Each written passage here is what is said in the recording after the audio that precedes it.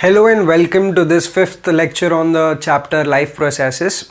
अब तक के lectures के अंदर हमने respiration को initiate किया था, कुछ introduction देखा था, हमने ये भी देखा था कि respiration का process plants के अंदर कैसे होता है.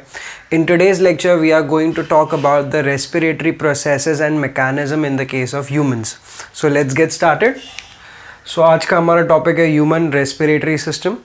अब ये जो ह्यूमन रेस्पिरेटरी सिस्टम है इसके अंदर कुछ डेडिकेटेड ऑर्गन्स है विच वर्क इन इंटीग्रेशन, एक दूसरे को हेल्प करके वो फंक्शन करते हैं.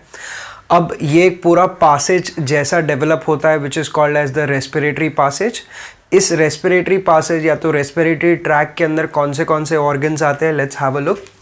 सो सबसे पहले होंगे एक्सटर्नल नॉस्ट्रल्स. ये जो बाहर के ओपनिंग्स होते हैं they are called as the external nostrils.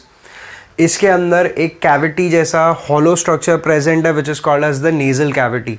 सो ये जिसको हम लोग नाक कहते हैं या तो अंदर की जो जगह है, this is known as your nasal cavity. After the nasal cavity you have a tube sort of a structure which is called as trachea. ये जो स्ट्रक्चर यहाँ पे इसको हम लोग कहेंगे trachea, which is also referred to as the windpipe. ठीक है, इसके बाद जो एयर होगी वो जाएगी इनटू द ब्रोंकाई. जब ये ट्रैकिया डिवाइड होते हैं, I repeat, this trachea divides into two parts.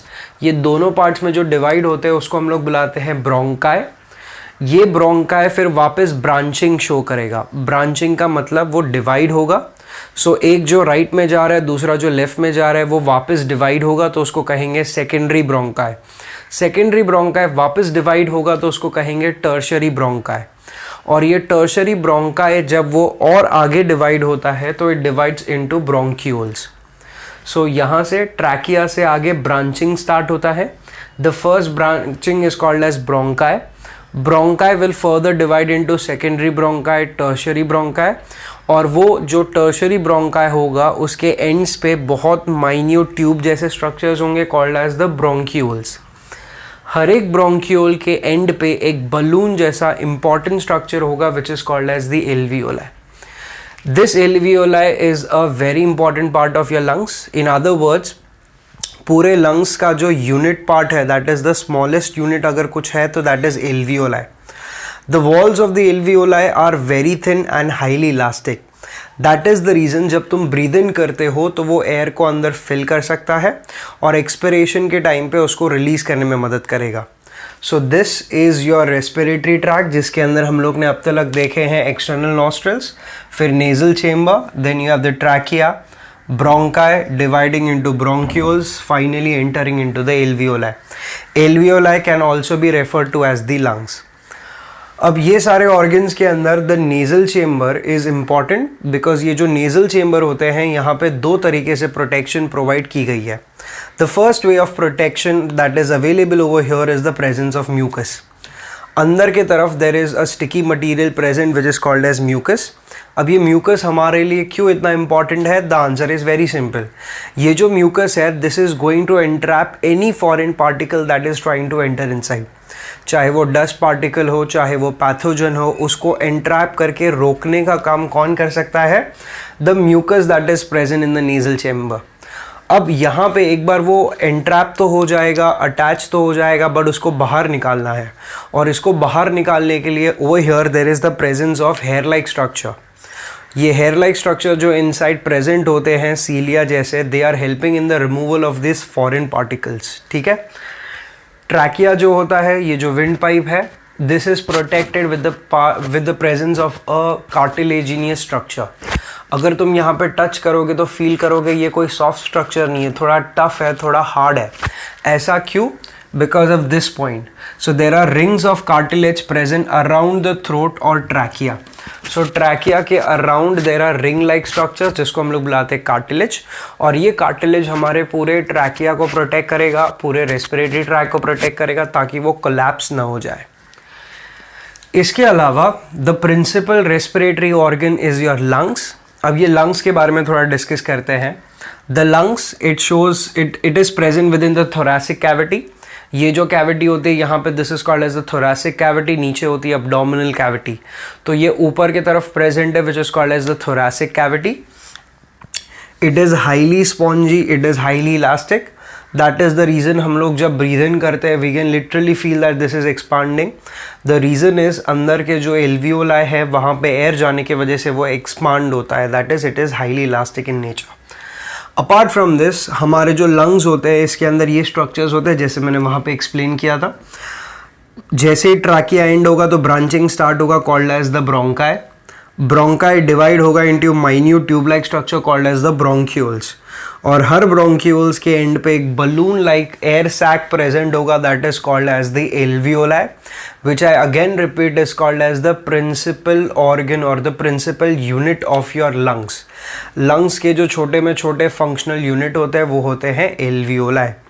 So this is about the respiratory tract. अब exactly क्या mechanism follow करता है let us understand that also. Before that just take a note of this quickly.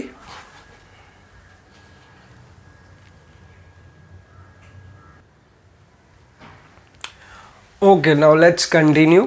अब हम लोग understand करेंगे कि respiratory के अंदर या तो रेस्पिरेशन के अंदर what is the exact mechanism that humans follow. तो मैकेनिज्म ऑफ रेस्पिरेशन ये दो तरीके से होता है. The initial part is called as the external respiration, the other part is called as the internal respiration. अब नाम से ही पता चलता है एक्सटर्नल यानी something that is from the outside, और जो अंदर की तरफ होगा that will be called as the internal respiration. अब यहाँ पे उसका मीनिंग क्या होता है, let us try to understand this. So when I am talking about external respiration तो ये एक मैकेनिकल प्रोसेस है. मैकेनिकल प्रोसेस मतलब ऐसा process which is completely based on the organs.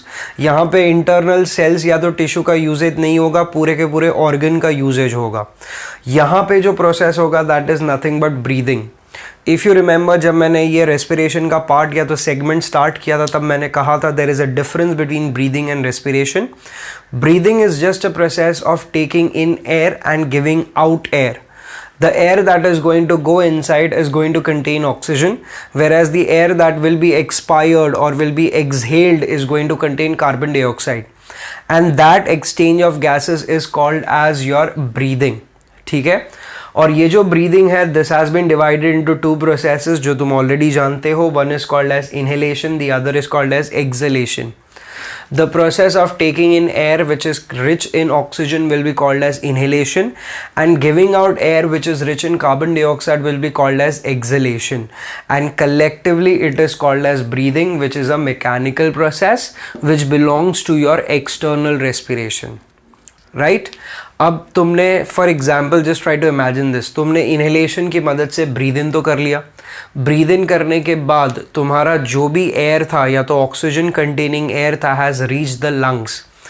क्या ये एयर सिर्फ लंग्स को चाहिए? The answer is no. ये जो एयर है और ऑक्सीजन अवेलेबल किया है तुमने लंग्स के पास is required to each and every part of your body. तुम्हारे टो से लेके हेड तक हर एक रीजन को ऑक्सीजन की ज़रूरत है, और ये जो ऑक्सीजन है ये लंग्स तक आ चुका है इनहेलेशन की मदद से. अब यहाँ से वो each and every part of the body तक पहुँचेगा with the help of a very important pigment which is called as haemoglobin. So haemoglobin उस ऑक्सीजन को कैरी करके ब्लड की मदद से each and every part of the body तक transfer करेगा. जैसे ही वो ऑक्सीजन सेल के अंदर पहुंचेगा उसके बाद स्टार्ट होगा the second respiratory mechanism which is called as internal respiration. Internal respiration is completely cellular respiration. अब यहाँ पे होगा क्या, let us try to understand this.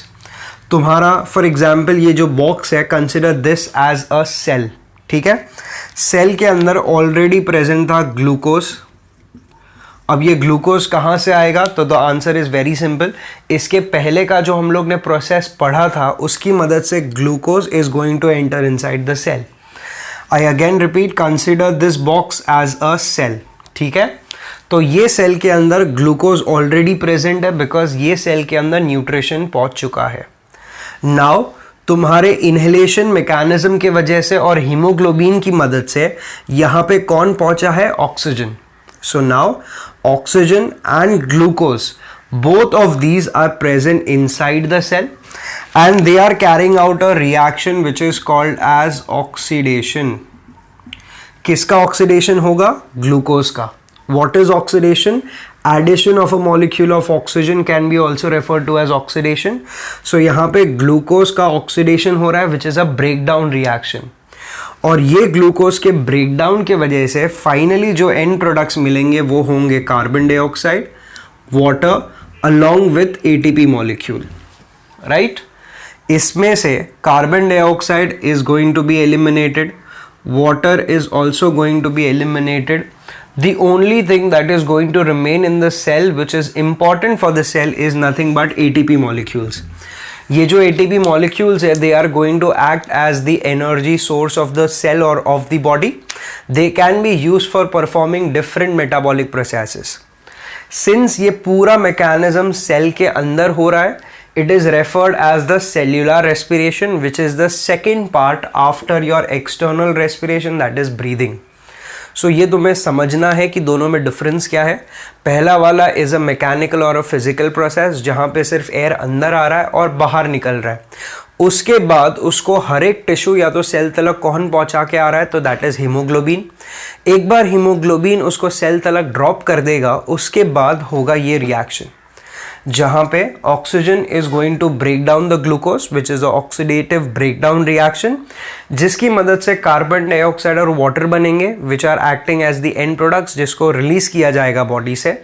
वेराज जो सेल के अंदर रह जाएगा, the important molecule is ATP, that is adenosine triphosphate, which is used as a source of energy. I hope you all are clear till here. We'll understand some more points about respiration. Before that, just take a note of this.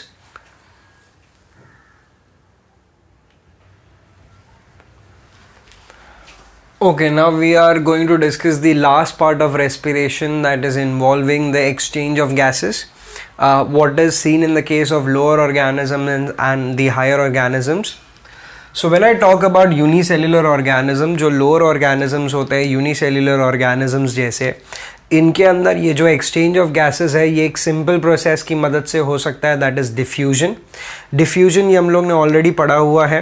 एक ऐसा mechanism या तो principle होता है which allows the exchange of molecules from a higher concentration to lower concentration. So easily एक जगह से दूसरी जगह तक मॉलिक्यूल ट्रांसफ़र कर सकते हैं without the expenditure of energy, बिना एनर्जी को यूज़ किए. इसको हम लोग कहेंगे diffusion. But do you think this is possible in the case of humans? The answer is no, because humans और जो एनिमल्स होते हैं दे आर वेरी लार्ज. इन ऑर्गेनिजम्स के अंदर सिर्फ और सिर्फ डिफ्यूजन काम नहीं आएगा. So this is what we have to remember. So in the case of animals, since they have large bodies, उनकी body जो होती है वो large होती है, बड़ी होती है, diffusion only is not enough. सिर्फ और सिर्फ diffusion की मदद से exchange of gases नहीं हो पाएगा. तो अब इसके लिए कोई ना कोई alternative या तो solution चाहिए. तो solution क्या है? It requires respiratory pigment. मतलब ये exchange of gases diffusion की मदद से अगर नहीं हो रहा है तो ठीक है, इसके जगह पे या तो इसके प्लेस में हम लोग किसको यूज़ करेंगे? रेस्पिरेटरी पिगमेंट्स को यूज़ करेंगे. अब जो रेस्पिरेटरी पिगमेंट हमारे पास अवेलेबल है इन the case of humans is nothing but your haemoglobin, right. Haemoglobin जो होता है this is a protein basically. This protein is present with in the RBC. So RBC के पास होता है हीमोग्लोबिन. ये haemoglobin molecule is capable of carrying the oxygen. A single molecule of hemoglobin can carry approximately 4 molecules of oxygen. और ये जो जुगलबंदी होती है ऑक्सीजन और हीमोग्लोबिन की, जब वो एक दूसरे से अटैच होते हैं तो उस मॉलिक्यूल को हम लोग बुलाएंगे as oxy haemoglobin. I repeat, when a molecule of oxygen is combining with that of hemoglobin, the mechanism or the molecule formed is called as oxyhemoglobin. अब ये ऑक्सी हीमोग्लोबिन ब्लड के साथ हर एक सेल हर एक टिश्यू तक transfer या तो transport होने की कोशिश करेगा. अपार्ट फ्रॉम दिस, ये जो हीमोग्लोबिन होता है this has affinity for oxygen. That is the reason ये दोनों के बीच में अटैचमेंट होता है. किसके किसके बीच में? Haemoglobin and oxygen. Are you very clear with this? Now I have a simple question for you all. अगर तुमको पता है तो तुम कमेंट सेक्शन में कमेंट डाल सकते हो. द क्वेश्चन इज, हीमोग्लोबिन को किसके तरफ ज़्यादा अफिनिटी है? I repeat, the question is haemoglobin को किसके तरफ ज़्यादा अफिनिटी है? I give you all 3 options for this.